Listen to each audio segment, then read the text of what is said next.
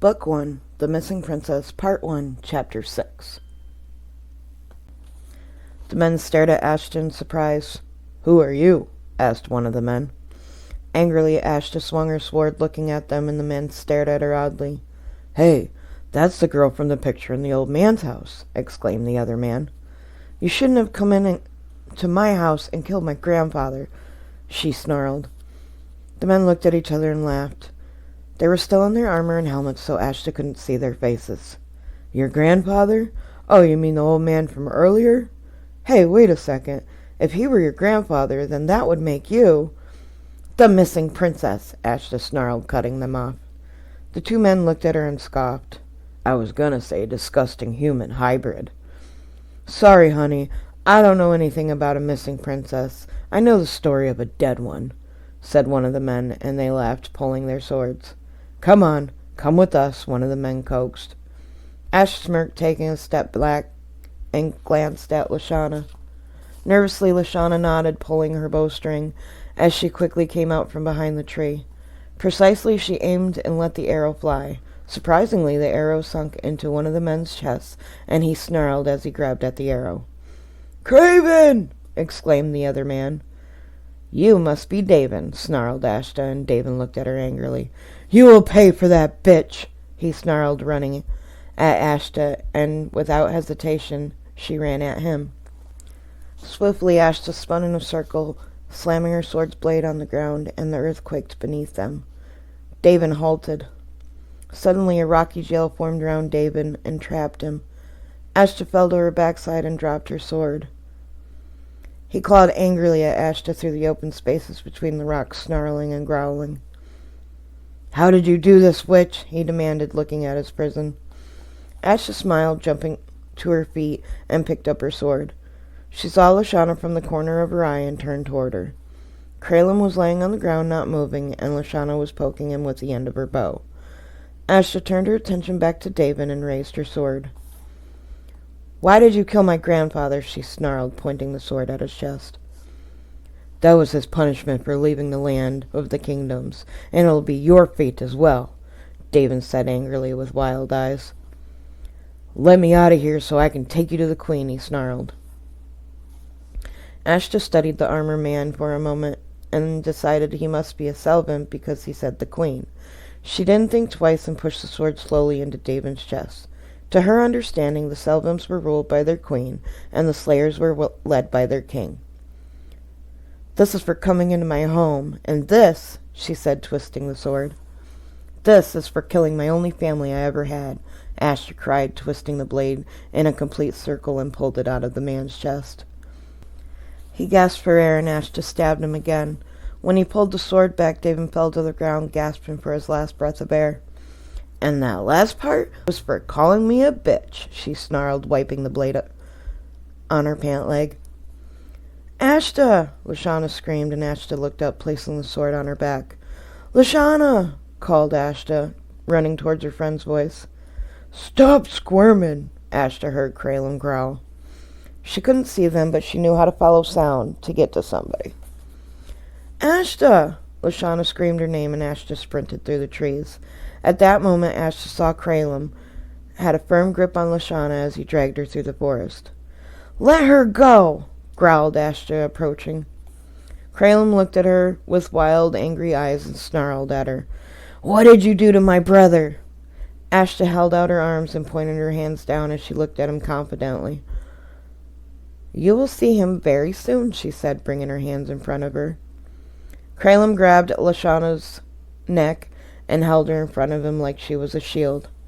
"I will snap her neck if you move one muscle," he snarled, and Lashana cried in pain. "A life for a life, but I think I might keep this pretty human," Kralin snarled, showing Ashta his fangs. Ashta stood still as her heart pounded with anger and fear. Lashana looked at Ashta with fear in her eyes. "You will be lucky to make it out of the forest alive," he sneered, and with a blink of an eye, he and Lashana were gone. Ashta straightened, looking around, and sighed heavily, realizing her journey just got more complicated. Inevitably, she would have to put her journey on hold and figure out a way to save her friend. Ashta pulled the map out of her back pocket and looked at it. Ashta continued to walk through the green forest until the trees began to look like they were dying. Noticeably, there was nothing on the map between the edge of the forest and the edge of Hollindale. She sighed, folding the map, and put it back in her pocket. Suddenly, the warm air turned chilly, and the trees turned from healthy brown to a dead gray, white, and black. Ashta wrapped her arms around herself as the moisture began to build in the air, making a fog as she made her way deeper and deeper into the deadening forest. The dirt under her feet became softer, and puddles of murky black water started to appear. The forest was turning into a deadening swamp. The leafless branches seemed to shiver, and there was no signs of life around her. Carefully, Ashta watched her step, ensuring she didn't step into any of the puddles, shivering as the air got colder. Suddenly, she heard the calling again, but it was in the distance this time. "Wait!" Ashta called, beginning to run towards the sound. The voice sang through the trees as if the cold wind carried it. Ashta ran and suddenly tripped and fell into a murky puddle. "Ah!" Ashta cried as the mud splashed her face and hair. She was covered in muck and scrambled to her feet. Nonetheless, she ran through the forest until her legs felt weak and shaky. Ashta stopped running, catching her breath, and noticed that she made it out of the gloomy swamp, and the forest started to come back to life. "I must be getting close," Ashta thought. At that moment, she heard laughter and the sound of children playing. Swiftly, Ashta followed the sound and stumbled upon a single wooden home. There was a little girl with bright red hair in the driveway, and she smiled when she saw Ashta.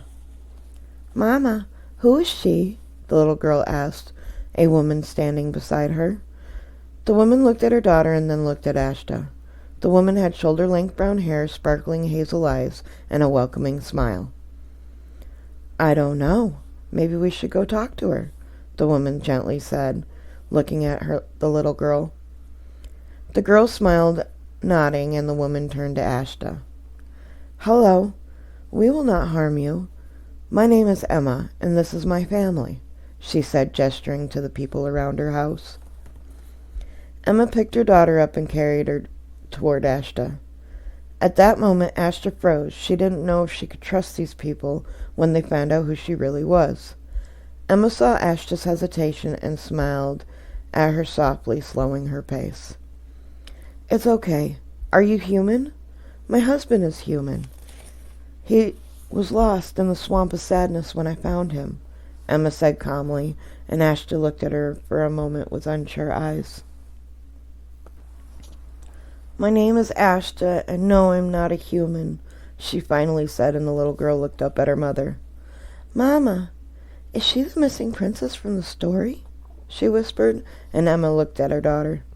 "Maybe," she whispered, gently smiling. The little girl shook excitedly, and Emma looked at her with care. "We will see," she said, looking at Ashta. "Come on, it looks like you could use a shower," said Emma invitingly. Ashta didn't move. She only nodded. "Mama, she's scared. Let me down," said the little girl, pushing her mother away. Okay, said Emma, and set her daughter down. "Not so fast, Destiny. Don't scare her even more."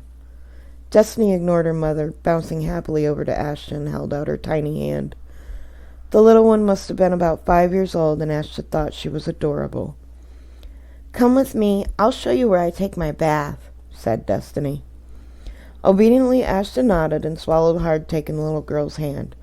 Destiny yanked her forward, and Ashta almost lost her balance. The girl looked back and giggled nervously.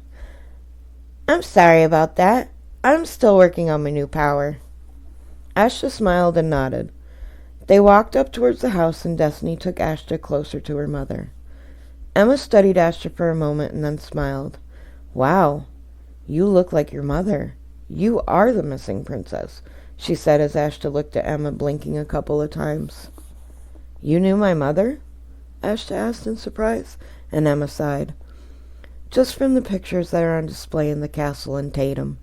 We don't go there often anymore, but I was just a baby when your parents were brutally punished. The pictures are on display to show us that we cannot live in peace with the Selvins any longer," Emma explained sadly. "I'm sorry," said Ashta. "That's all right. So how did you find your way back to this place? Ashta shook her head sadly. 2 men came to Eridan and killed Yinlin. He was the only family I ever had my entire life. I was able to kill one of them with the earth element's help, Ashta said in a sad tone, and Emma looked at Ashta seriously. Wait, you killed a Selvent? Ashta nodded, not sure why it was such a big deal. People die all the time. No one has ever been able to kill a Selvent for ages, Emma explained, and Ashta tapped her sword.